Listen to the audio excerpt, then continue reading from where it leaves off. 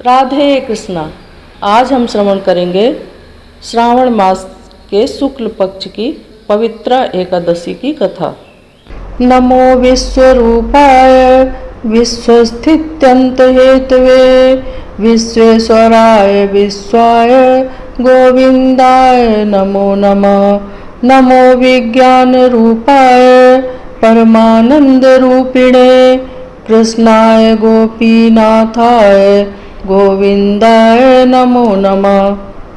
कंस वंश विनाशाय केसी चाणूरघातिने कालिंदी कूललीलाय लोल कुंडल धारिणे वृषभध्वज वंदाय पार्थसारथये नमः।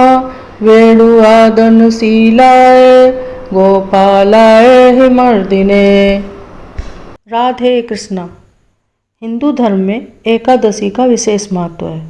भगवान विष्णु को समर्पित इस दिन विधिवत पूजा करने के साथ साथ व्रत रखने से सुख समृद्धि धन संपदा के साथ साथ संतान सुख की प्राप्ति होती है। इस दिन मनचाही इच्छा पूरी होती है। ऐसे ही श्रावण मास के शुक्ल पक्ष की एकादशी को पुत्रदा एकादशी कहा जाता है। ये एकादशी काफ़ी शुभ मानी जाती है। इस दिन संतान की प्राप्ति, खुशहाली और तरक्की के लिए व्रत रखा जाता है। इस बार सावन माह की पुत्रदा एकादशी का व्रत 16 अगस्त को रखा जा रहा है। इस दिन भगवान विष्णु की विधिवत पूजा करने के साथ साथ अंत में इस व्रत कथा का पाठ अवश्य करना चाहिए। इससे आपकी पूजा पूर्ण होती है। आइए जानते हैं पुत्रदा एकादशी की संपूर्ण व्रत कथा। इस एकादशी के महत्व के बारे में स्वयं श्री कृष्ण ने अर्जुन को बताया था।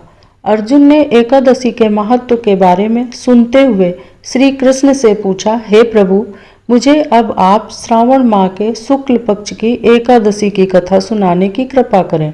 इसके बाद श्री कृष्ण ने कहा, हे धनुर्धर, श्रावण मास की शुक्ल पक्ष की एकादशी की कथा को सुनने मात्र से अनंत यज्ञ के बराबर फलों की प्राप्ति होती है।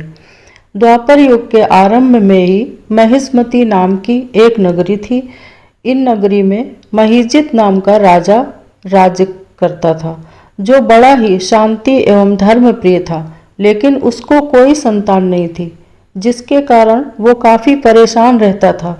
अपनी वृद्धावस्था आती देख राजा ने प्रजा के प्रतिनिधियों को बुलाया और उनसे कहा कि हे प्रजाजनों, मेरे खजाने में किसी भी प्रकार का अन्याय या पाप के द्वारा एकत्र किया हुआ धन नहीं है। न ही मैंने कभी देवी देवता और ब्राह्मणों का धन छीना है। किसी दूसरे की धरोहर भी मैंने नहीं ली। मैंने हमेशा प्रजा को अपने पुत्र के समान माना है और उनका पालन कर रहा हूँ। मैं अपराधियों को पुत्र तथा बांधवों की तरह दंड देता रहा, कभी किसी से घृणा नहीं की, सबको समान माना है, सज्जनों की सदा पूजा करता हूँ। इस प्रकार धर्मयुक्त राज्य करते हुए भी मेरे पुत्र नहीं है, सो मैं अत्यंत दुख पा रहा हूँ। इसका क्या कारण है? राजा महीजित की इस बात को विचारने के लिए मंत्री तथा प्रजा के प्रतिनिधि वन को गए। वहां बड़े बड़े ऋषि मुनियों के दर्शन किए। राजा की उत्तम कामना की पूर्ति के लिए किसी श्रेष्ठ तपस्वी मुनि को देखते फिरते रहे। एक आश्रम में उन्होंने एक अत्यंत वयोवृद्ध धर्म के ज्ञाता, बड़े तपस्वी, परमात्मा में मन लगाए हुए, निराहार, जितेंद्रिय, जितात्मा, जित क्रोध, सनातन धर्म के गूढ़ तत्वों को जानने वाले, समस्त शास्त्रों के ज्ञाता महात्मा लोमस मुनि को देखा, जिनका कल्प के व्यतीत होने पर एक रोम गिरता था। सबने जाकर ऋषि को प्रणाम किया। उन लोगों को देखकर मुनि ने पूछा, आप लोग किस कारण से आए हैं? निस्संदेह मैं आप लोगों का हित करूंगा। मेरा जन्म केवल दूसरों के उपकार के लिए हुआ है, इसमें संदेह मत करो। लोमस ऋषि के ऐसे वचन सुनकर सब लोग बोले, हे महर्षि, आप हमारी बात जानने में ब्रह्मा से भी अधिक समर्थ हैं, अतः आप हमारे इस संदेह को दूर कीजिए। महिष्मतीपुरी का धर्मात्मा राजा महीजित प्रजा का पुत्र के समान पालन करता है, फिर भी वो पुत्रहीन होने के कारण दुखी है। उन लोगों ने आगे कहा कि हम लोग उसकी प्रजा हैं और उसके दुख से हम भी दुखी हैं, आपके दर्शन से हमें पूर्ण विश्वास है कि हमारा ये संकट अवश्य दूर हो जाएगा, क्योंकि महान पुरुषों के दर्शन मात्र से अनेक कष्ट दूर हो जाया करते हैं। अब आप कृपा करके राजा के पुत्र होने का उपाय बताएं। ये वार्ता सुनकर ऋषि ने थोड़ी देर के लिए नेत्र बंद किए और राजा के पूर्व जन्म का वृत्तांत जानकर कहने लगे कि यह राजा पूर्व जन्म में एक निर्धन वैश्य था। निर्धन होने के कारण इसने कई बुरे कर्म किए। ये एक गांव से दूसरे गांव व्यापार करने जाया करता था। एक समय ज्येष्ठ मास के शुक्ल पक्ष की द्वादशी के दिन मध्याह्न के समय जबकि वो 2 दिन से भूखा प्यासा था, एक जलाशय पर जल पीने गया। उसी स्थान पर एक तत्काल की ब्याही हुई प्यासी गौ जल पी रही थी। राजा ने उस प्यासी गाय को जल पीने से मना कर दिया और स्वयं जल पीने लगा। इसीलिए राजा को यह दुख सहना पड़ा।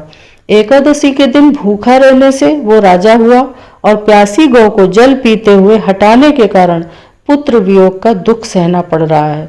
ऐसा सुनकर सब लोग पूछने लगे कि हे ऋषि, शास्त्रों में पापों का प्रायश्चित भी लिखा है, अतः जिस प्रकार राजा का ये पाप नष्ट हो जाए, आप ऐसा उपाय बताइए।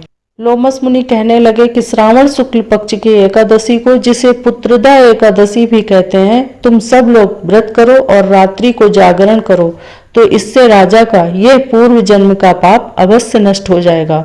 साथ ही राजा को पुत्र की अवश्य प्राप्ति होगी। लोमस ऋषि के ऐसे वचन सुनकर मंत्रियों सहित सारी प्रजा नगर को वापस लौट आई और जब श्रावण शुक्ल एकादशी आई तो ऋषि की आज्ञा अनुसार सबने पुत्रदा एकादशी का व्रत और जागरण किया। इसके पश्चात द्वादशी के दिन इसके पुण्य का फल राजा को दिया गया। उस पुण्य के प्रभाव से रानी ने गर्भ धारण किया और प्रसव काल समाप्त होने पर उसके एक बड़ा तेजस्वी पुत्र उत्पन्न हुआ। इसलिए हे राजन, इस श्रावण शुक्ल एकादशी का नाम पुत्रदा एकादशी पड़ा। अतः संतान सुख की इच्छा हासिल करने वाले इस व्रत को अवश्य करें।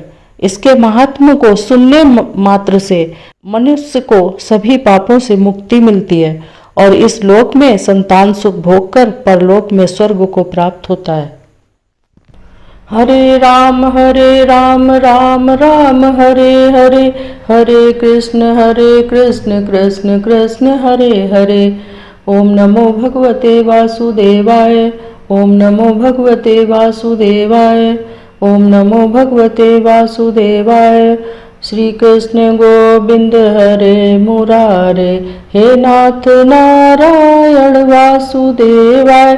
श्री कृष्ण गोविंद हरे मुरारे, हे नाथ नारायण वासुदेवाय।